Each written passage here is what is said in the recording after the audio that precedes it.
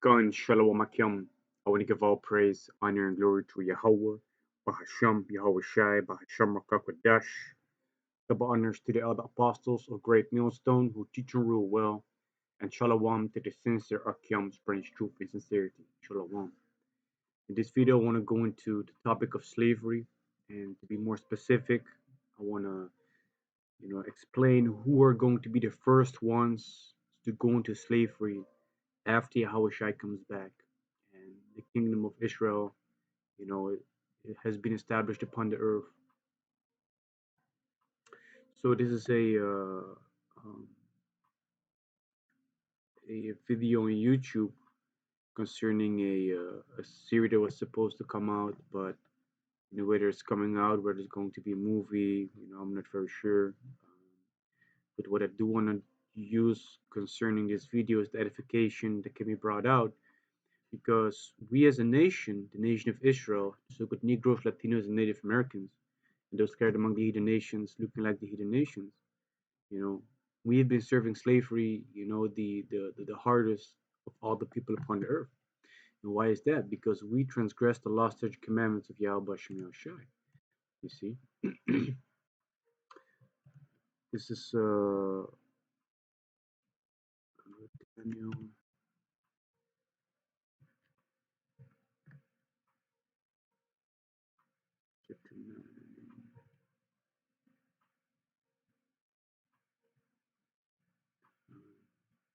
Starting at verse 11, this Daniel chapter 9, verse 11. Yea, all Israel have transgressed thy law, even by departing, that they might not obey thy voice. Therefore the curse is poured upon us, and the oath that is written in the law of Moses, the servant of the Most High, because we have sinned against him. So the whole nation of Israel, the so-called Negroes, Latinos, and Native Americans, we have not obeyed the words of Yahweh Shem Yahawashi. The Most High said in Deuteronomy chapter 28 and Leviticus chapter 26, what would happen if we would not obey his voice? Certain curses will be poured upon us, which one of those curses, would be that we will put into slavery, under our enemies. And right now we're serving our last captivity under the captivity, the so-called white man, you see, whose biblical nationality is Esau.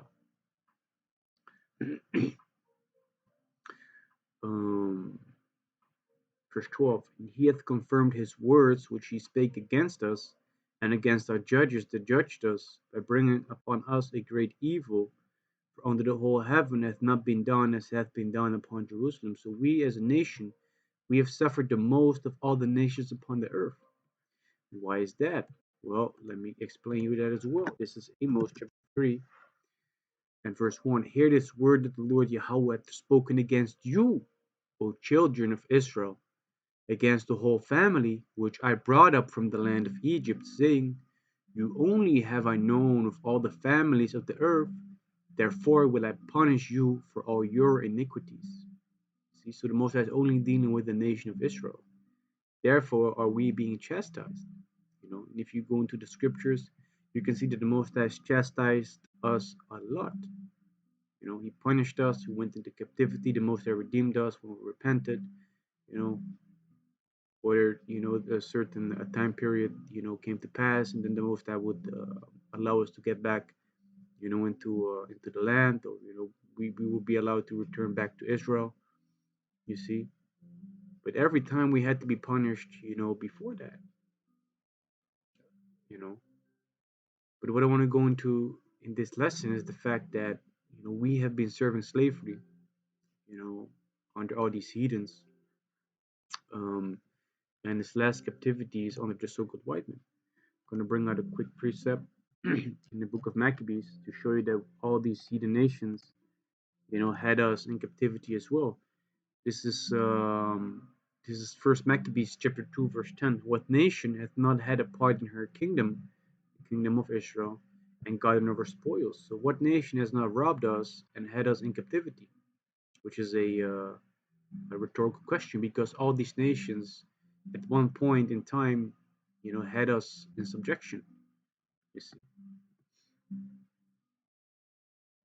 So coming back to the fact that we are serving out our last captivity under the so-called white man, The tables are about to turn because our Lord and Savior Yahawashi is coming back. When that happens, great destruction is coming upon the earth, and afterwards, you know, we're going to put you know, certain people, which I'm gonna explain in this lesson, who those people are. We're gonna put them, you know, um, they're gonna be the first ones to go into slavery under us. Um, from the clip from the series Cracker, and this ship, this clip is going to show you how the tides are turning, you know, or about to turn.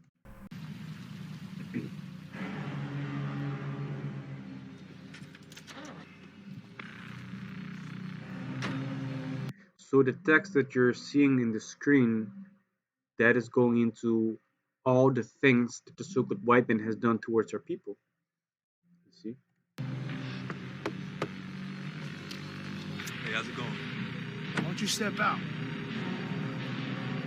Take that shit off your head, monkey!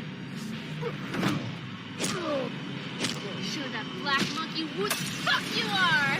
Fuck your Mother Earth, make sure I get my nut. And if she bleeds gold, they should crown me King Tut. Nat King Cole, King Solomon, these nuts. Patricia fucking oil, you get rich when I bust. Fucking Mother Earth, I'm starting to get dizzy. I made that bitch squirt and created the Mississippi River. My nigga took a trip to nigga. What you looking at, Cracker? What's your name, Cracker? Michael. Well, you know names.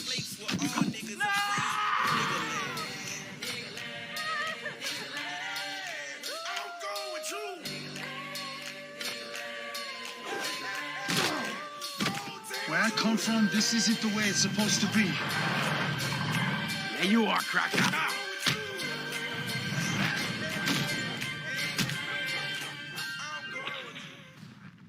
Welcome back. Be cool.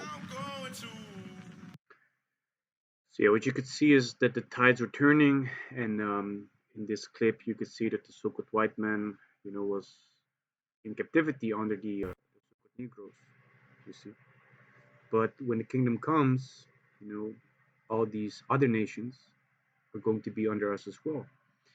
Not only the so-called white man, but for this lesson, bring up the fact that it's the so-called white man, that has us in captivity right now, and I want to talk about how their rulers, their kings, are going to be the first ones to go into slavery under us. This is Revelation chapter 13, verse 9. If any man have an ear, let him hear. Of course, everybody has ears to hear. But are you able to understand what this verse means? He that leadeth into captivity shall go into captivity. Those people that made sure that other people would go into slavery, they themselves would go into slavery. And who did that unto us? All these heathen nations. But the last ones were these Edomites, who also punished us the hardest, who afflicted us the most. You see, he that killeth with the sword must be killed with the sword. This is what they've been doing as well. Here's the patience and faith of the saints. And who are the saints? The saints are the Israelites. This is Psalms chapter 148, verse 13. Let them praise the name of the Lord Yahawah, for his name alone is excellent. His glory is above the earth and heaven. He also exalted the horn of his people, the praise of all his saints, even of the children of Israel, a people near unto him. Praise ye the Lord Yahawah. So through this scripture, we understand that the Israelites are the saints. And why are they the saints? Because they are set apart by the Most High, because they are given the laws, statutes, and commandments to separate themselves from the wickedness of these heathen nations. You see? So when we go back to Revelation 13 and 10, where it says, here's the patience and the faith of the saints, this is also something, that we know, but that we also need to, how am I going to say it? We still need to endure this time that we're in before these things are going to come to pass. So basically what we're going through is sufferings. until those times are coming. But it's also the faith that we have to believe that this is going to come to pass. You see, and like I mentioned, these kings of these heathens, are going to go into slavery, starting off with these with the elites of Esau. This is Psalms chapter 149 and verse 5. Let the saints be joyful in glory, let them sing aloud upon their beds. We already established that the saints are the Israelites. Let the high praises of the Most High be in their mouth and the two-edged sword in their hand. That's the time that we're heading into. When Yahawashi comes back, he's going to bring destruction. The elect is going to be beamed up to um, escape the indignation that's coming upon the earth, especially in America, because America is going to be completely wiped off the map. So those that need to be saved, they really need to be beamed up on the ships to survive that indignation. You see, but once the Israelites, the elect, are beamed up in the chariots, those that are ordained, to receive salvation, that have been marked for exemption, the mark of exemption, mark of Tawah, they're going to be the ones, to eventually also come back upon the earth once, the indignation is passed. And when that happens, the fishers are going to be turned into hunters. This is Isaiah chapter 16, verse 16. Oh, it's like a Jeremiah. This is Jeremiah chapter 16 and verse 16. Behold, I will send for many fishers, said the Lord Yahawah, and they shall fish them. And this is referring to the prophets, the servants of Bahasham Yahawashi, standing in the highways and byways, proclaiming the words for Bahasham Yahawashi, and trying to bid the people back to the marriage. And after will I send for many hunters, and they shall hunt them from every mountain and from every hill and out of the holes of the rock. So when Yahawashi comes back, we're going to be beamed up, and eventually, we're going to be sent back to the earth having spiritual powers. And then we're going to hunt the asses of our enemies. We're going to put them in chains, those that survived, the nuclear blast, and those that survived the time of Jacob's trouble. You see, and it says, and they shall hunt them from every mountain and from every hill and out of the holes of the rocks, because these rich people upon the earth, they have the capability to purchase these underground bunkers, to survive a nuclear blast. You see, but even from those places, we're going to grab their asses and we're going to put them in chains. You see, back to Psalms chapter 149 and verse 7, to execute vengeance upon the heathen and punishments upon the people. You see, it's going to be vengeance, payback for what they did unto us. You see, and judgment for the things that they have done, in the sight of Bahasham Yahawashi. Verse 8, to bind their kings with chains and their nobles with fetters of iron. So we're going to put these kings, their nobles, we're going to put them in chains and slavery, man. They're going to be the first ones to be locked up, to start working for us. Verse 9, to execute upon them the judgment written, this honor of all his saints, praise ye the Lord Yahawah. You see, so the elites of these heathens are going to be subject unto us, but who are going to be the first ones? That's referring to the elites of Esau, which, those are a couple of the 13 families that, this world calls the Illuminati bloodlines. But it's going to start off with the banking families. Says these are the 13 families in the world that apparently control everything from politics to terrorism. This is about the fascinating conspiracy theory that claims these most powerful families in the world own 99% of the wealth, leaving 1% for the rest of the world to fight over. And this is not a conspiracy theory, you see, because this is actually, the truth. This is a fact. Because if you trace everything back, to where the money comes from, how everything is governed, You can see that it all, traces back to, a small number of people. It says these are families that have a hold in almost every sphere of life, be it politics, business, or entertainment. The 13 bloodlines are said to have connections to wealth and power that are simply unimaginable, and these families span from Europe to China.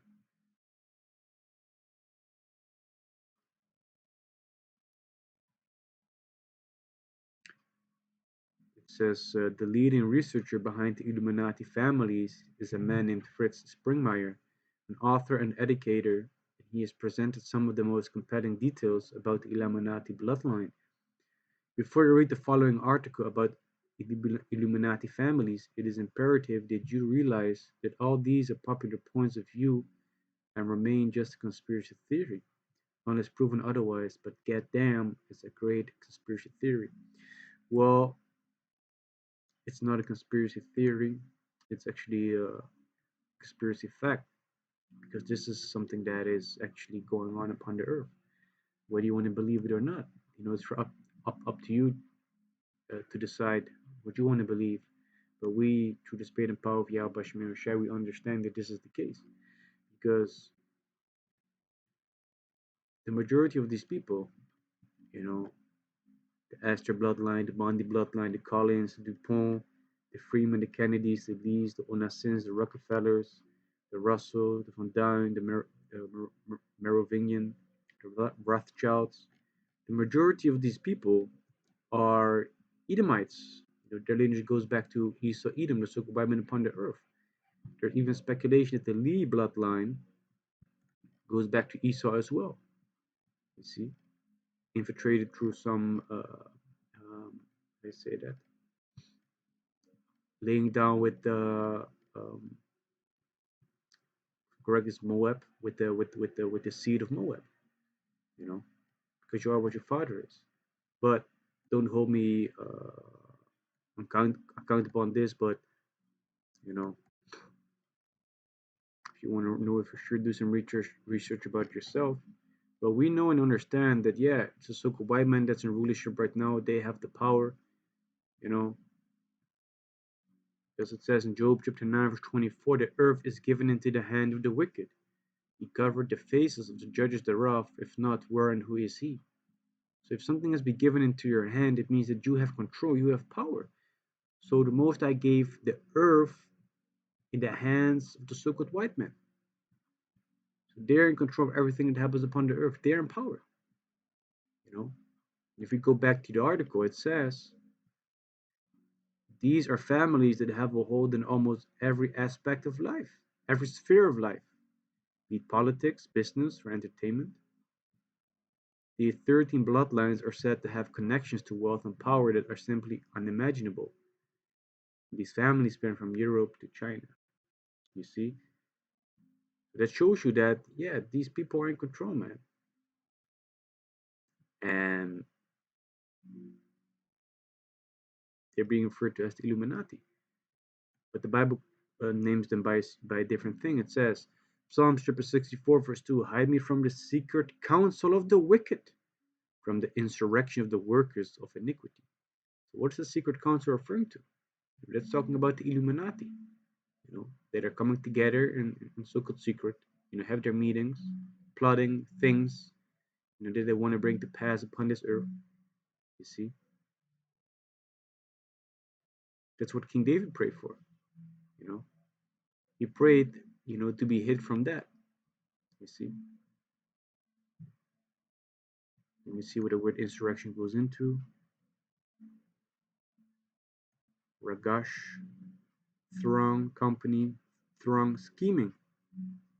So, what does it mean if you scheme? Basically means you're making a plan.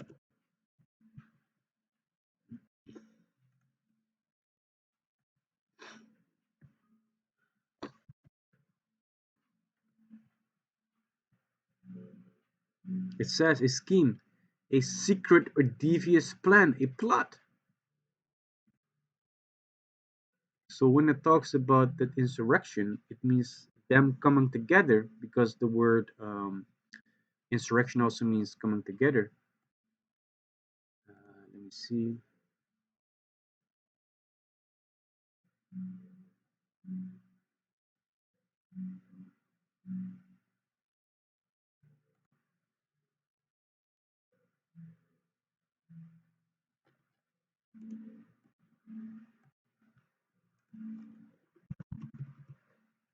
Insurrection. There's an uprising against civil authority, rising up.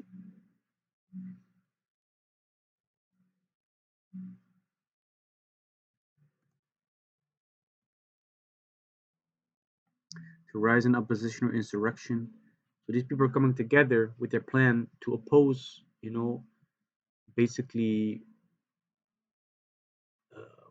all the nations upon the earth, because their plans, affect the whole population upon the earth. But to be more specific, their plans, is first and foremost to target the Israelites, because they know, that if the Israelites wake up to the truth of who they are, that their time is coming to an end to rule. Let me go to Psalms chapter 83 first, and also let me grab Revelation chapter 12, verse 12. This is Psalms chapter 83, starting verse 1. Keep not thy silence, O Yahawah, hold not thy peace, and be not still, O Yahawah. For lo, thine enemies make a tumult, they that hate thee have lifted up the head. The tumult is people coming together with the noisy sound. Commotion, boisterous, turbulent, be troubled, coming together, making noise, uproar. Oh man, these damn Israelites, man. Always the Israelites, man. We really need to find something, to take them down. Verse 3, they have taken crafty counsel against thy people and consulted against thine hidden ones. So they're coming with these, as it says here, scheme, secret or devious plans, a plot. They're coming up with these plans, these councils, trying to come up against the Israelites. Verse 4, they have said, come and let us cut them off from being a nation, that the name of Israel may be no more in remembrance. And this means that we as a nation, the so-called Negroes, Latinos, and Native Americans, would be no more referencing to ourselves as the Israelites, but as African Americans, Haitians, West Indians, people from Jamaica, Mexicans, Brazilians. You see, meanwhile, the people of Brazil, the biblical nationality is, the tribe of Asher, from the nation of Israel. The Mexicans are Issachar, the African Americans, are actually the tribe of Judah. The West Indians, people from Jamaica, etc., they're actually Benjamin. You see, you also had the Native Americans, who are actually the biblical nationality, or the Gadites. You see, so that knowledge is not out there, so that our people reference to themselves as being Israel. You see, as a whole. Of course, in the latter days, we are rising up to the fact that we are the Israelites through the spirit of Bahasham. But right now, in this day and age, if you say, to a person, yeah, what you think about Israel, they think that you're referencing the people in the land right now that are actually Amalekites, that go back to the line of Esau. You see, but they don't associate so-called Negroes, Latinos, and Native Americans with the Israelites. You see. Psalms 83 verse 5, for they have consulted together with one consent, they are confederate against thee. You see, so they're really coming together with one mind, which is to come up against the Israelites. Make sure that they don't wake up. Make sure that we keep them under subjection. Because once we come back into power, that means that they're going to be the ones in subjection under us. Verse 6, the tabernacle of Edom, the so-called white men, the Ishmaelites, the Arabs, Moab, Chinese people, and the Hagarenes, which, if I'm correct, the Hagarenes are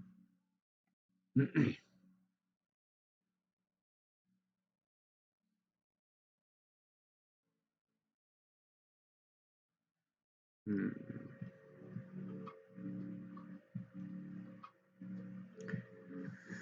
here it says it's an Arabian type of people. Okay, it says Gibal and Ammon and Amalek, the Philistines with the inhabitants of Tyre. Ashur also joined with them. They've opened the children of Lot Salah. You see, so all these nations, are our enemies. You see, they're coming up against us to bring us down. You see, Revelation chapter 12, verse 12. Therefore rejoice, ye heavens, and ye that dwell in them. Woe to the inhabitants of the earth and of the sea, for the devil is come down unto you, having great wrath, because he knoweth that he had but a short time. And how do they know that they have a short time? Because the prophets are rising up in the highways and byways. The truth of Bahasham Yahawashi is spreading forth. You see, so they know that they have a short time. So what are they going to try to do? They're going to make sure that they're able to establish their new world order, which is not going to happen. Thus said the Bible. You see, what else does the Bible say? The Bible says that these people are going to be the first ones to go into slavery. You're starting off with these banker families, and then it all trickles down. You see, and don't think that these royal families, these so-called royals, which are actually peasants, don't think that they will go unharmed. You know, all these families, man, from the Netherlands. Let me see where all these Europe. So you have the kings of Norway, Spain, Sweden. Let me see the monarchies of Europe, man, because all these European monarchies, man, gonna be the first ones to go into slavery. Where's Andorra?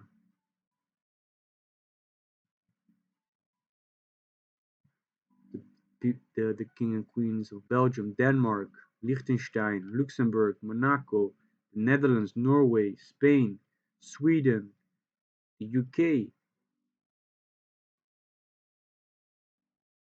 You see, so these are going to be the first ones, man. After these banking families, then comes the rest. Let me see what's this.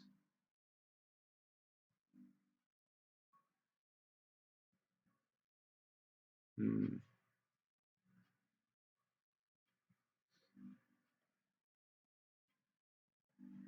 And this reminds me of a dream that one of the brothers had in our camp of the Queen of England. You know, because he saw her sitting at the royal palace, if I'm correct, sitting on her throne. Meanwhile, shit was popping up, but she was just sitting there looking at the sky. You know, and chariots there correctly, and basically things were going on, man. But she was just there sitting relaxed because through the spirit, you know, they know they know that they're going to be the first ones to go into slavery, so their ass is going to be unharmed. You know.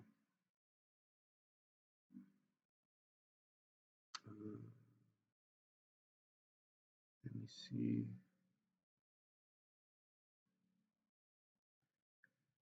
This is Isaiah chapter 49, verse 22. Thus said the Lord Yahawah power. Behold, I will lift up mine hand to the Gentiles, and set up my standard to the people, and they shall bring their sons in their arms, and their daughters shall be carried upon their shoulders. And kings shall be their nursing fathers, and queens their nursing mothers. They shall bow down to thee with their face towards the earth, and lick up the dust of thy feet, and thou shalt know that I am the Lord Yahawah. But they shall not be ashamed that wait for me.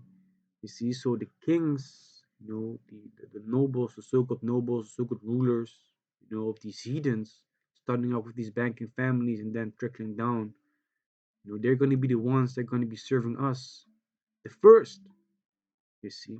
But it also says, for they should not be ashamed that wait for me, because right now we're being put to shame in the land of our captivity, man. We're being esteemed as nothing, laughed at, laughed to scorn, people making jokes. Yeah, can we join y'all, with the carnival costume? We're being made a spectacle in the eyes of these people. See, we're being put to shame on a daily basis, but the time is going to come that the Most High should give us fame and praise in the land where we were put to shame. You see, then the people are going to realize as well, yeah, these men were talking the truth. You see, and then these kings and queens of the heathens, so-called queens, because queen actually means a prostitute, you know. But then they're gonna realize, like, hey, they were talking the truth. These heathens could be subject unto us. See, which is gonna be beautiful, man. Gonna be beautiful. So yeah. So we're at the side, this video was edifying. With that, I want to give all praise, honor, and glory to Yahawah, Bahasham, Yahawashi, Bahasham, Qadash. Double honors to the elder apostles, great Millstone, who teach and rule well. Shalom, that is sincere, Akim, spreading truth and sincerity. Shalom.